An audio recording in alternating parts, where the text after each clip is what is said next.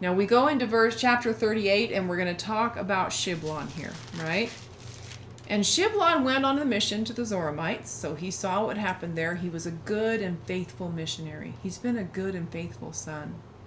And it's just so beautiful. He says, "My son, I trust that I shall have great joy in you because of your steadiness and your faithfulness unto God.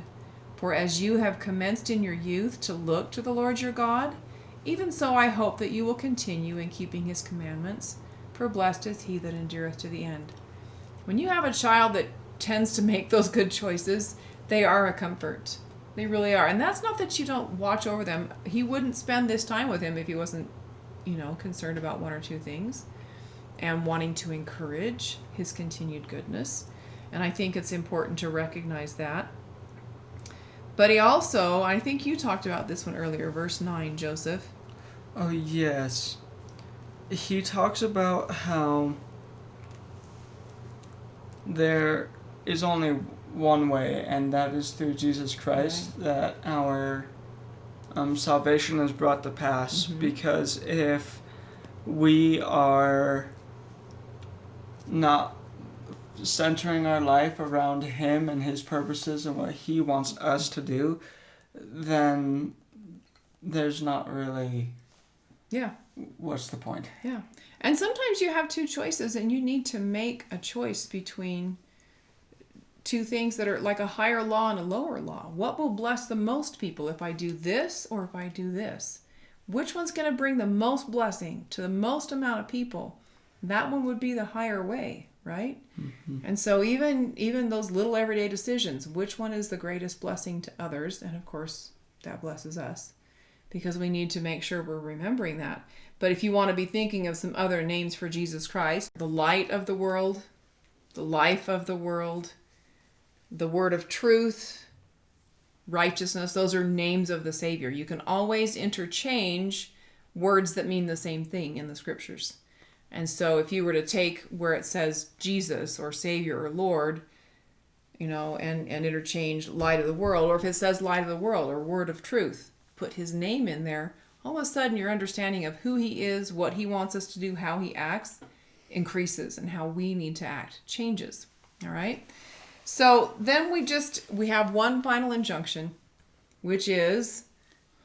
Don't pray like the Zoramites. He went to the Zoramites, right? He knew what that kind of a prayer was like. And Miranda, why not? What is it about that prayer he's warning him about? The Zoramites' prayer was very prideful, and they would thank God that they were better than their brethren. And so he warns Shiblon to be humble. To be humble. And sober. And sober. So if we go into this a little bit, in verse 12, he reminds him, use boldness but not overbearance. See that ye bridle all your passions, that ye may be filled with love. Okay? Passions can be any strong emotion. Anger,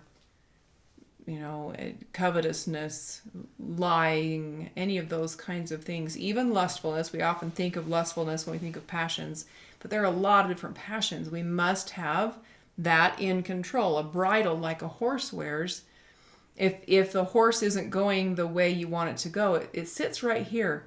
And this is a very tender spot on you as well. But it's also a tender spot on a horse. And so it doesn't take very much to turn a horse the direction you want them to go. The lightest tap when you have a well-trained horse, and they just go the way you want them to go. You don't cause them pain anymore, because they've learned when you pull that direction, you want me to go that way, and I'm going to be obedient. They're bridled, right?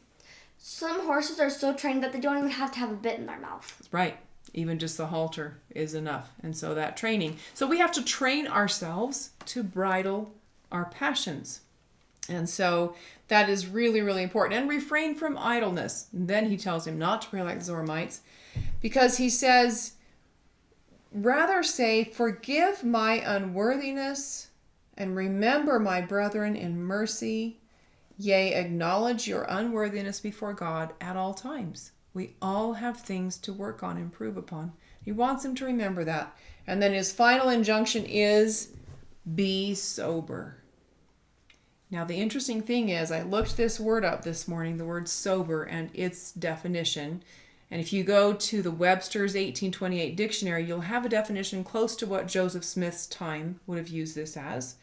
And you can buy the great big thick green one, or you can go online to websters1828.com and look these up. But to be sober is to not be in a fit of passion.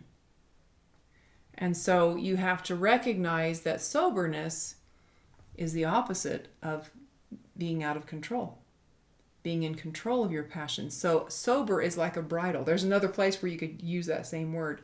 But we know that Mormon was a sober child. He's asking his son to be sober. If you go into the scriptures, into the New Testament, look up 1 Peter chapter 5, verse 8. He talks about soberness there. Titus 2, verse 12. One of the things that you really ought to do with your scriptures is look for links of other scriptures that teach you the same thing with additional information. And so look up those scriptures. Look at what they say about sober there. Look up other scriptures about sober. Because if we're supposed to be a sober people, and we are, and that doesn't mean this, right? That's not sober, but not light-minded is sober. Having your passions under control is sober. When something happens that is not what you would like, how do you respond? Are you sober or passionate? In the wrong way, right? Depends on the moment. Right, and so those are some really important things. So take a look at those. Go into our blog, make sure that you are looking at that, because we not only have activity ideas in there, but we also have discussion ideas. So make sure that you take some time there in the blog to remind yourself of some of these descriptions and discussions, as well as some activities that could be helpful to you and your family. All right, so let's end today. Let's sing again, because I love to sing. I think that it helps to teach. It helps to bring the Spirit. This one is both a primary song and a hymn song, and it's on page 304, Teach Me to Walk in the Light. At home, sing all 3 verses. There's so much in there, but for the sake of time, we're going to sing one. Can you give us our first note, Catherine? Okay, here we go. Teach me to walk in the light of His love. Teach me to pray to my Father above. Teach me to know all the things that are right. Teach me to walk in the light. If you've enjoyed our videos, give us a thumbs up, and don't forget to subscribe and hit the bell for notifications. And don't forget to find and follow us on Facebook.